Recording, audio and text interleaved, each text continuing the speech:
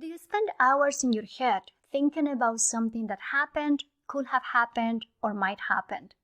Do you ask others what to do so you don't make a mistake? Welcome to the Playing It Safe podcast. I am Dr. Z, your host. I am a clinical psychologist, an author, and a person that is super passionate about sharing with you science-based skills to overcome any type of fear-based struggles. Who doesn't experience fear? Who doesn't play it safe?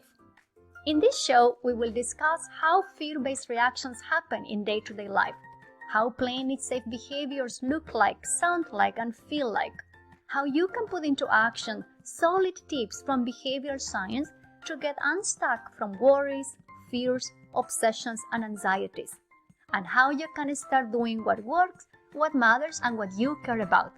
Behavioral science doesn't have to be boring. Thanks for listening, and let's get started. Steve, thank you so much for joining me today in the Playing It Safe podcast. Super excited to chat with you. Well, I'm looking forward to chatting with you too.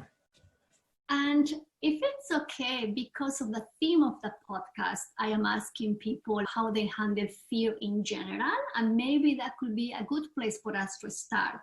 Do you mind sharing with us what's your relationship to all those moments in which you experience fears, anxieties, worries? Well, that relationship has changed profoundly over my life, and the work that I do in acceptance and commitment therapy or acceptance and commitment training, is about a 35, almost 40-year journey that centers, for which me personally, the central focus has been that question. And it began with my own struggles with panic and anxiety. It turns out that the things that we've learned as a community walking through that apply to many, many different things, emotional, cognitive, and so forth in many different areas. But, over time, I've gone from, how can I live with fear? How can I, struggle through, to realizing that really the question was more, how can I get with? How can I open up to? How is it possible to feel this and function? And then, as the years go on, it becomes more of a curiosity, of noticing the rise and fall of difficult emotions of all kinds, fear being one of them, and increasingly being almost interested in it. I mean, I look forward to it. When it arrives, I don't always click into that zone, but I think in my general approach to fear, anxiety, etc. right now is one of curiosity and interest, almost enjoyment. It's a very weird kind of thing where, you get to test. I mean, think of it, it was almost like, if you were knocked off balance by something and you learned how to bring it back in balance, and you're working on your physical balance, like on a balance beam, over time you kind of enjoy being higher up on the balance beam. So I do, but always with this knowledge that of what's possible. I think most people don't know that you can mishandle fear so badly you can't function. Once you've learned that, you're one of the lucky ones that never get to pretend that that's not an issue, that you can get so wrapped around anxiety. And I'm sure it's the same with people who become depressed or things of that kind. Depression is not my personal struggle. Once that's happened, then you never go back. You never go back to ignorant innocence. But you can go back to kind of experienced innocence. You can go back to a place where all things are possible and your own emotions are not your own enemy. I haven't given you a very concrete answer in terms of what I do, because I don't really try to deal with fear anymore. I try to stay present and stay open and stay connected and project out and connect to the consciousness of others. And that's really where my focus is. And when I do that, fear rises and falls. And that's curious. And fun. Yeah, I love your response. Actually appreciate that you're sharing the background about how that relationship with fear has been morphing into something different and it shifts. Yes. If I were next to you, let's say that we're going for a hike and then there is this uncomfortable feeling that pops up. Yeah. How will you practice curiosity? What will I see you doing? How will that look like? Well, if I get knocked off balance, you're going to see me withdraw, go into my head, be quiet, be more reserved. You wouldn't be quite as sure what's going on. If I'm more imbalanced, I think you'd see it more of, I probably bring some of it into the walk if I noticed it, if it was appropriate, if it fit. But I'd also deliberately try to bring myself into that moment. And so I'd probably reach out to the person I'm walking with and have a conversation and see where we are, try to bring myself out into the, what I'm walking through in terms of nature and so forth.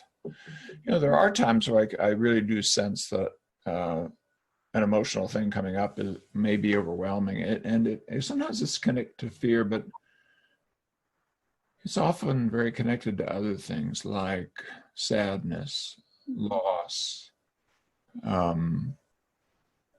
shame, guilt, things that sort of rumble around in the basement. So those would be less likely walking on a walk, but maybe so. I mean, I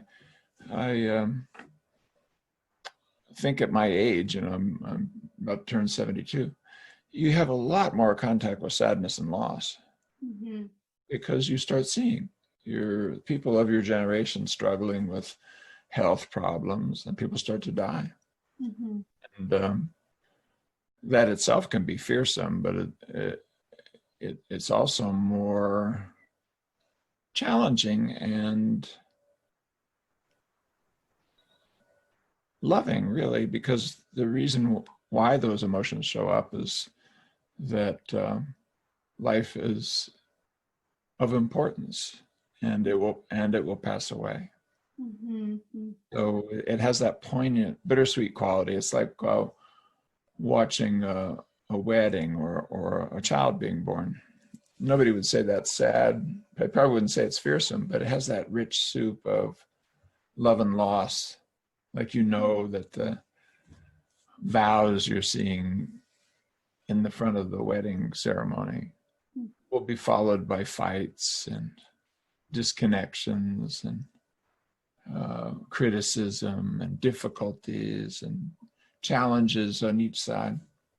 That if you watch a baby being born, that will be followed by struggles and pain and eventually death. That. So I think it's inside all our positive moments, and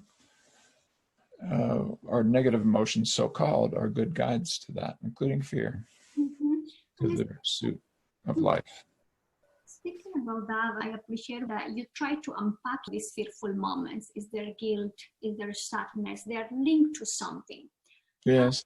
If you look back into your life, what would you say were the 3 most important learnings? There may be many, but if you can share maybe 3 learnings that you had from fearful moments. Yes. I've told some of this in some of my writings and in my TEDx talks and things like that. And it's unfolded over time because, my initial pattern, my early on pattern is to do what I think children would often do, which is you try to avoid pain, you try to suppress it, you try not to see tragedy, you try not to be overwhelmed, and you do the logical, reasonable, sensible, pathological things that anyone would do if you didn't have better guidance. And when you're young, when you're a teenager and a young adult, you're going to make mistakes on that because we don't come with a rule book, and very often the models around us aren't necessarily the wisest. And so life is here to teach you about some of these things. But, I think my initial approach was very dominantly avoidant and suppressive. I still am not good at it. It's kind of humorous that I'm the originator or the instigator of the psychological flexibility model and the ACT work, because just ask my wife about how avoidant I am and she'll tell you. But she will also say, just in the arc of our now many years of relationship, that I've gotten better. And what I would say is, you didn't know me when I was 20, because oh my goodness, if I'm bad now, quote bad, but if I'm avoidant and suppressive now, so yeah, I would many times more then. So we don't have a speedometer on our head. But to answer your question, in my family of origin, I saw a lot of suffering. I saw domestic violence. I saw my dad struggle with alcoholism and anxiety. I didn't realize it was anxiety till later on, when I realized what he was covering up with drink and with, benzodiazepines, and both at once. He was just hammering him, the emotional reactions down as best he could. My mother was clinically OCD and depressed. She was so depressed she wouldn't move for months at a time. She literally become catatonic almost. And almost every time I left my front door as a child, she would remind me not to eat the oleander, because there was a poisonous bush, oleander, you can't eat, right outside our front door in Southern California.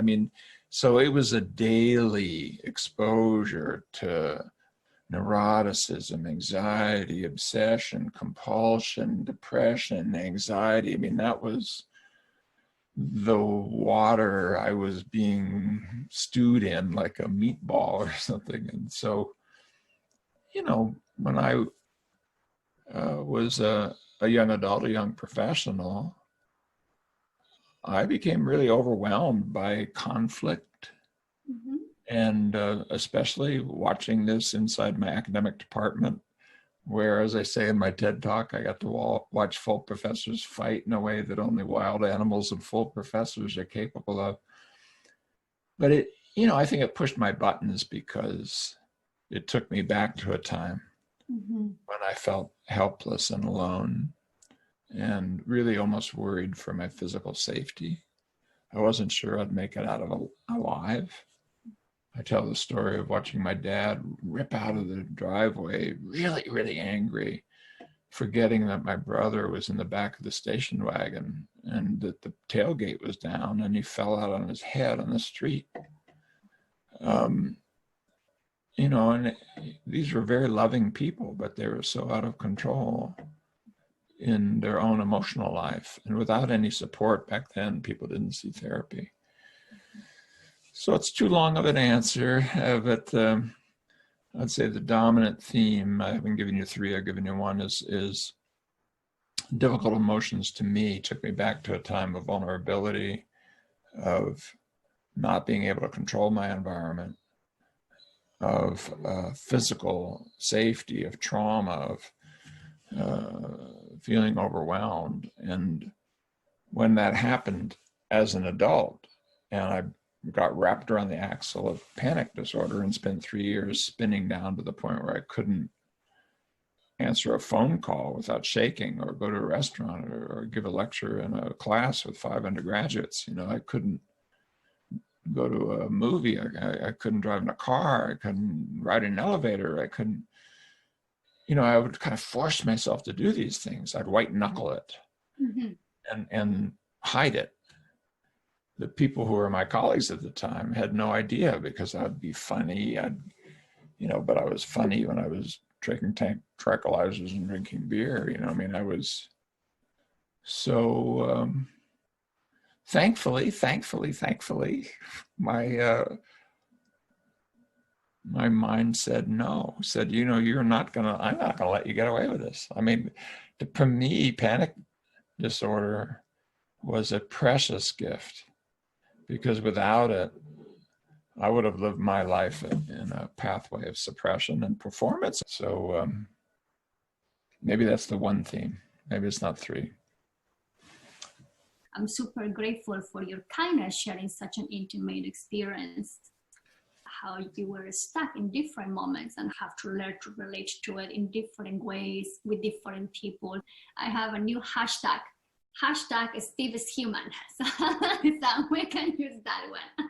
Because I think for most of us, we read your books, we see your TED Talks, we see how many papers you have published. We may not see the struggle behind. We may not see behind the scenes what happens under your skin. I watch your TED Talks multiple times. It seems that every time I get something new from each one of them. But I also get super curious, given all the historical relationship with fear. Being there on a stage when you're just putting all yourself out there in front of thousands of people.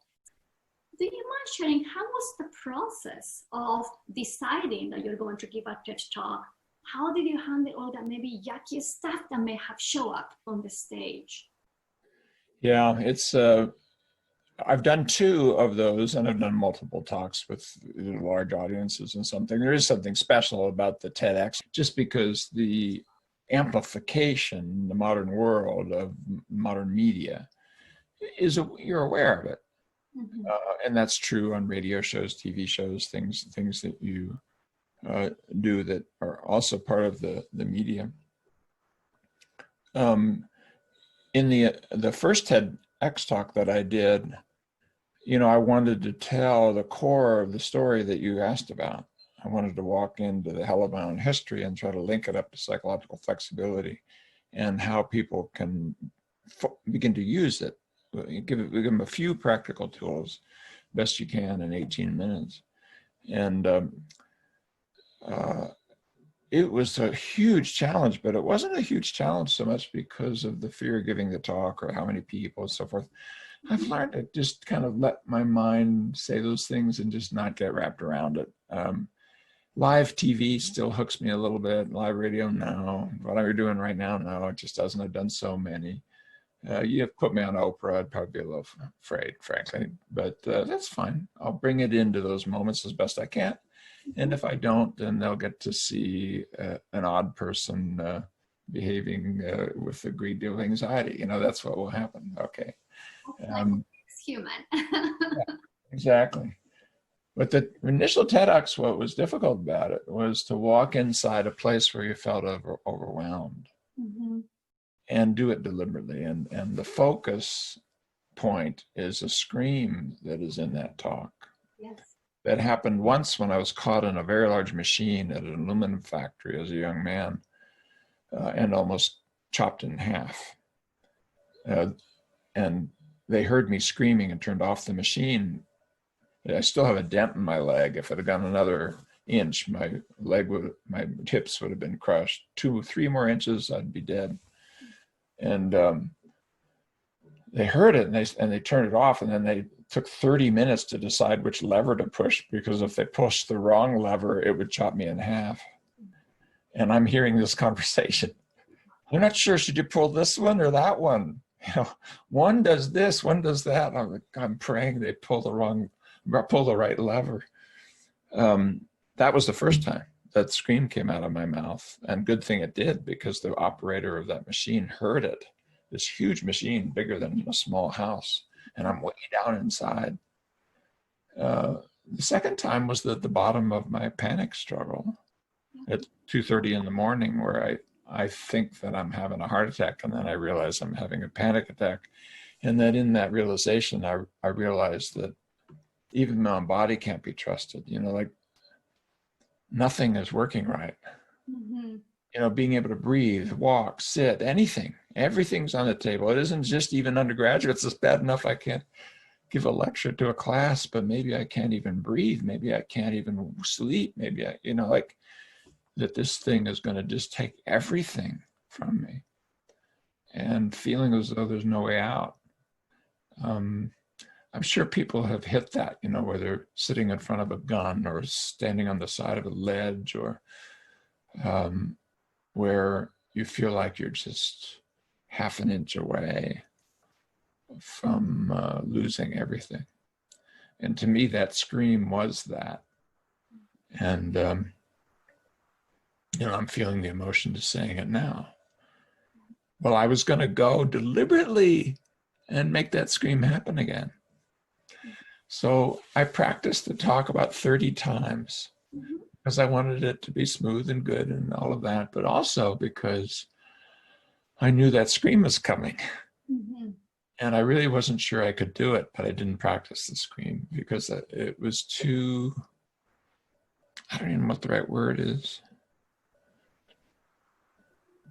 You could say it's too overwhelming, but it would be almost this mixture of, it's almost like sacred ground or something. It's too personal, it's too intense, it's too raw, it's just too, you know? Before I got on stage, and I was about 5 minutes away, I got in front of my wife and I looked right in her eyes and I said, I can't do it. I don't think I can do it. And it was, you know, it was a scream I couldn't do. I felt as though I needed to. If I was going to tell that story, I needed to go there. And she got in front of my eyes and she said, just be yourself. Which is what I did as best I could. I'm never doing that scream again. I can tell you that. When I show the tape sometimes in workshops, and I tend to go to the back of the room. Sometimes I've left the room. I don't like hearing it either.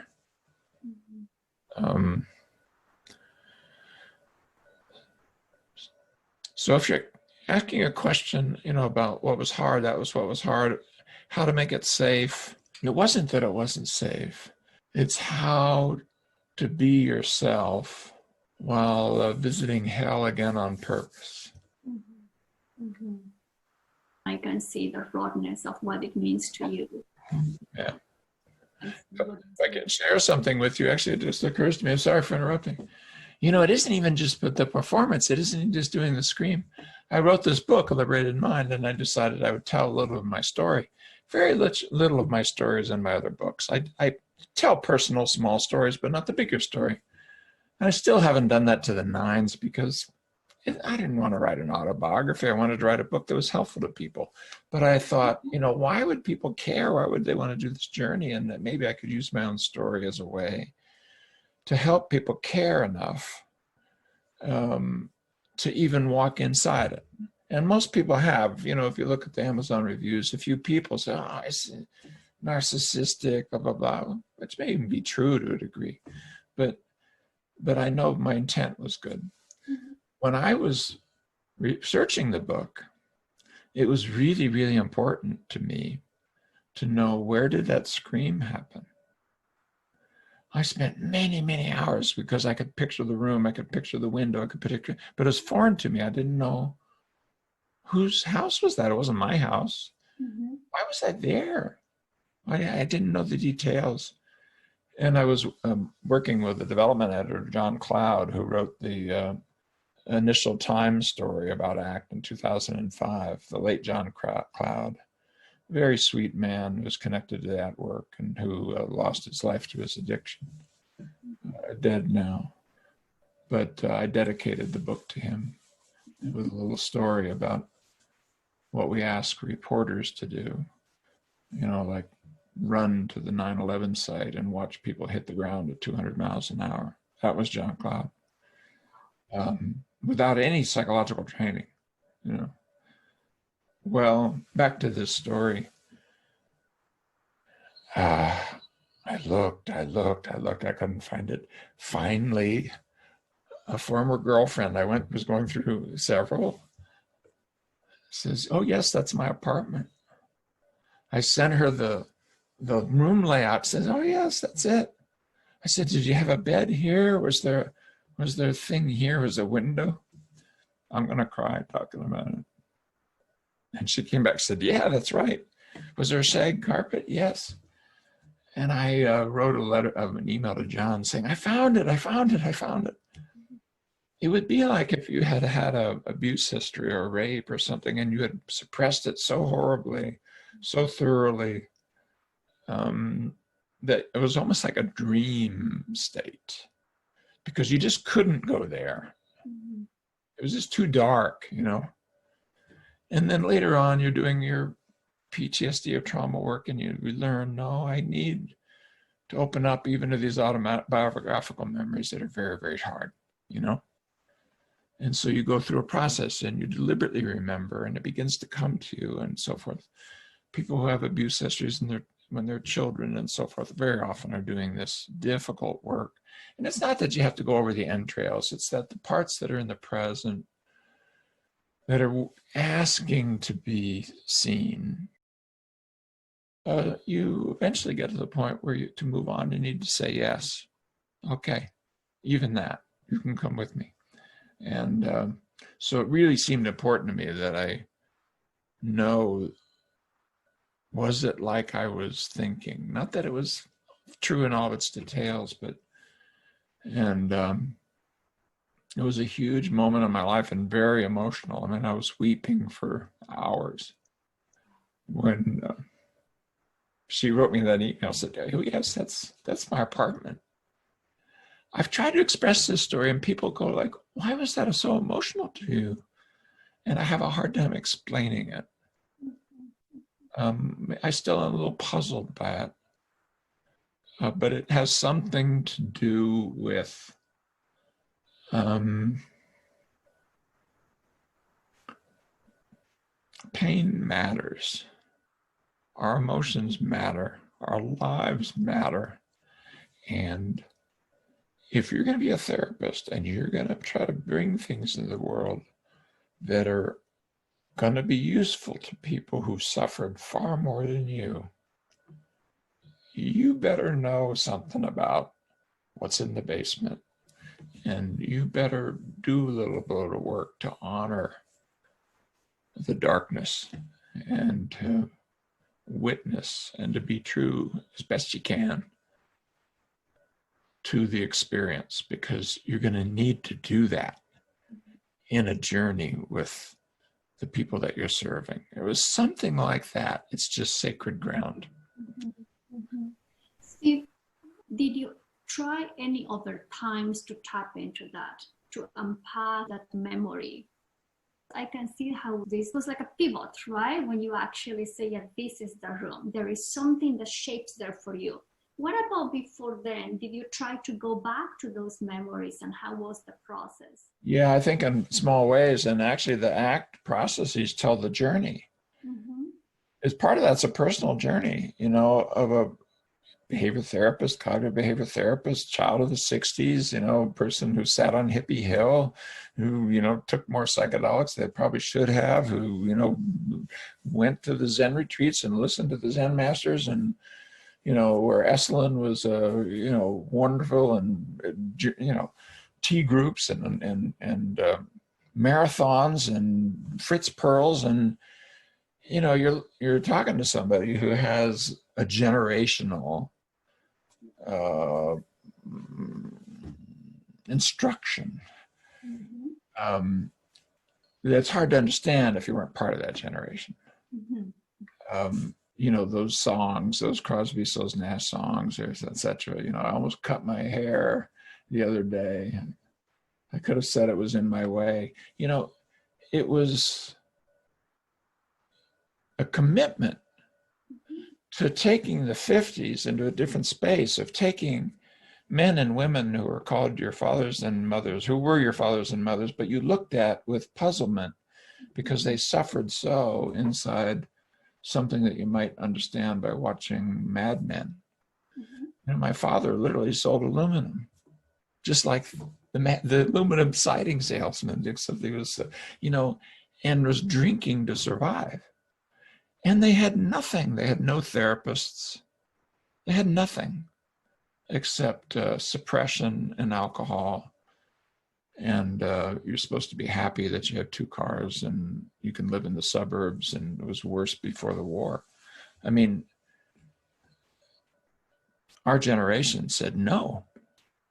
And that doesn't mean that we were ready. We were not ready. And this generation right now are saying no. They're saying no to racism. They're saying no to the excesses of capitalism. and they're standing up, and and I hope they're wiser. And so the ACT processes are a story of a journey of a person, but also a generation of trying to figure out how to unlock the human mind in such a way, now using Western science. We're not going to do it just with the gurus. We're not going to do it just with what we did in the 60s. We're not going to just eat psychedelics and think that will save us.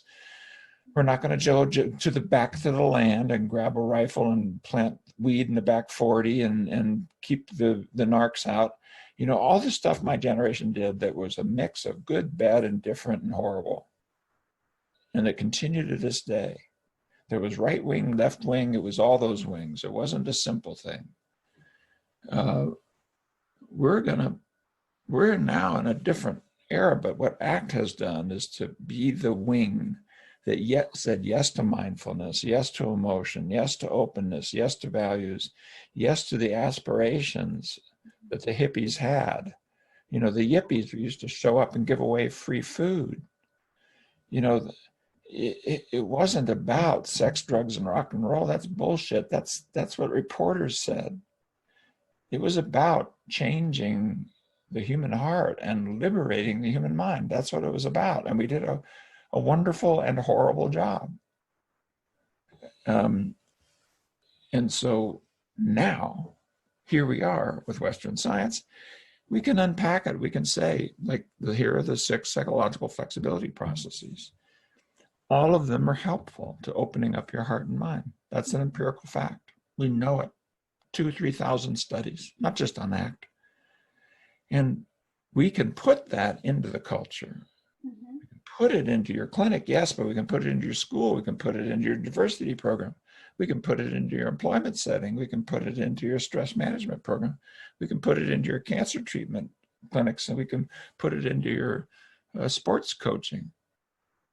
And so I'm on a rant, but what I did was, in small ways, allow my pain to guide me, then allow the science to guide me, and create a community and trust the larger community. I never allow people to say I developed ACT. I instigated it, I co-developed it, but an entire community, including you, developed it and are developing it right now. And so we can sit here saying, yes, we have something to contribute. And I, in small nibbling ways, use my diffusion, acceptance, present moment focus from this more spiritual place in a values-based way, on a deliberate attempt to create committed action patterns around exposure, figured out a way to walk this little boy within, right inside domestic violence, and watching what happened in my home and my panic disordered history.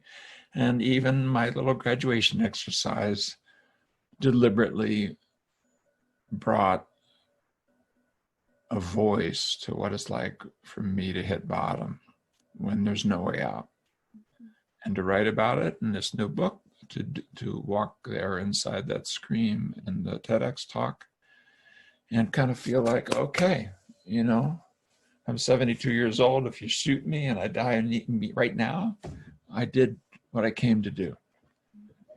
And there's still a journey ahead. I'm vigorous. I'm excited about the future and more interested in what I don't know than what I do. But is that too long an answer to your question? I think what comes to my mind is there is this parallel history between developing psychological flexibility while you're also trying to figure out your own pain, while you're also trying to figure out how you relate to it. I'm trying a bunch of things. Exactly right. Yes. There isn't anything in the ACT canons that I haven't done myself. Thanks for listening. If you like this episode, I will very much appreciate it if you will subscribe and share this podcast with your friends. And if you're feeling extra generous, I welcome a review on Apple Podcasts. Show notes of this episode are in the website playingitsafe.zone. Make sure to subscribe to my newsletter so you can receive more tips to stop all types of unworkable playing it safe actions. See you soon!